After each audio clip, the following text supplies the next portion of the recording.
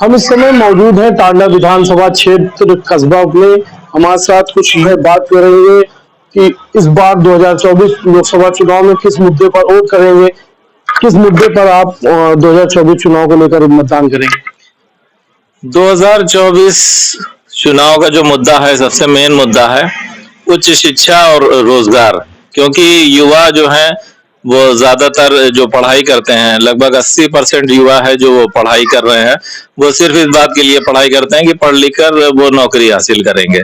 और कुछ कम ही लोग ऐसे युवा होते हैं जो पढ़ लिख कर अपना बिजनेस करना चाहते हैं, खासकर जिनके अभिभावकों का खुद का बिजनेस होता है। तो उसमें से ज्यादातर युवा की यही उम्मीद होती है, सिर्फ एक उम्मीद होती है कि पढ़ लिख कर वो नौकरी हासिल करेंगे। तो युवाओं का सबसे बड़ा मुद्दा जो है वो इस वक्त जो है वो शिक्षा है। अच्छी शिक्षा मिले, जो शिक्षा मिले उसी पे उनको रोजगार हासिल हो सके, सबसे बड़ा मुद्दा यही है। सरकार जो है कि सरकार बनने के बाद आप लोगों को नौकरी दी जाएगी, 15-15 लाख रुपया भी अकाउंट में आएगा, क्या ऐसा कुछ हुआ? ऐसा तो अभी ऐसा नहीं हुआ है। अब सरकार है, उन्होंने वादा किया था, वादा पूरा नहीं हुआ। अब उनकी अगर सरकार आती है तो वो वादा करने में सक्षम होते हैं या नहीं, ये तो वक्त बताएगा। बहरहाल एक आस थी जरूर युवाओं को, जो पूरी नहीं हो सकी पिछले चुनाव के बाद।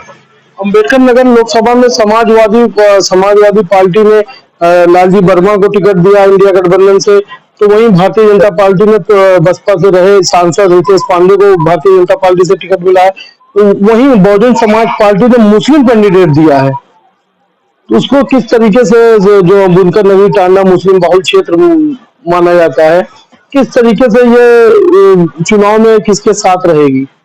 टांडा के मतदाता हमेशा की तरह इस बार भी खामोश हैं, क्योंकि वो वक्त आने पर ही खुलते हैं कि जब इलेक्शन का वक्त आ जाता है तभी खुलते हैं। और इस वक्त अभी टांडा के मतदाता जो हैं वो किसी भी ओर जाते हुए दिखाई नहीं पड़ रहे हैं, क्योंकि बसपा ने जिस तरह से कमर हयात साहब को टिकट देकर मैदान में एक दांव खेला है, तो काफी हद तक मुस्लिम मतदाता उनकी तरफ झुकाव कर सकते हैं।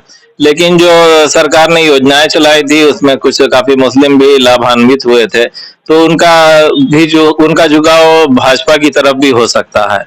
और समाजवादियों का गढ़ माना जाता है, तो समाजवादी की तरफ भी झुकेंगे मतदाता। कुल मिला के अभी मतदाता खामोश है और वक्त आने पर ही कुछ बताया जा सकेगा। ये माना जाए कि यहाँ भारतीय जनता पार्टी और बसपा की लड़ाई है। जी बेशक ऐसा माना जा सकता है अभी फिलहाल के लिए, क्योंकि टांडा के मतदाताओं ने अभी अपने पत्ते खोले नहीं हैं और काफी हद तक झुकाव उनका कमर हयात साहब की तरफ भी जा सकता है। और अभी टांडा के मतदाताओं का झुकाव बीजेपी की तरफ भी है, पार्टी बेस पे नहीं।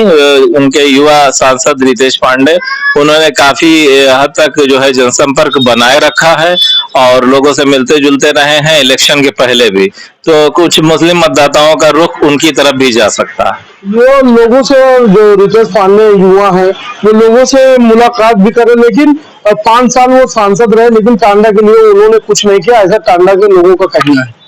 टांडा के लोगों का ऐसा कहना है, लेकिन एज ए जागरूक मतदाता मैंने उन्हें हमेशा संसद भवन में बुनकरों की समस्याओं को, अम्बेडकर नगर की जनता की समस्याओं को लगातार आवाज उठाते हुए देखा है। चाहे वो टांडा से अकबरपुर के लिए मालगाड़ी, जो रेलगाड़ी चलती थी, उसको पुनः चलवाने के लिए किया गया प्रयास है, या टांडा की लाइट के लिए भी उन्होंने संसद भवन में भी आवाज उठाई। ऐसा लोगों का मानना है, कहते हैं। लेकिन रितेश पांडे जी ने यहाँ के बुनकरों के लिए समय समय पर अपनी आवाज उठाई है, संसद में बुलंद की। अम्बेडकर नगर के जो युवा है उनका साफ तौर पर यही कहना है कि इस बार जो लड़ाई है वो भारतीय जनता पार्टी और बहुजन समाज पार्टी में देखी जा रही है।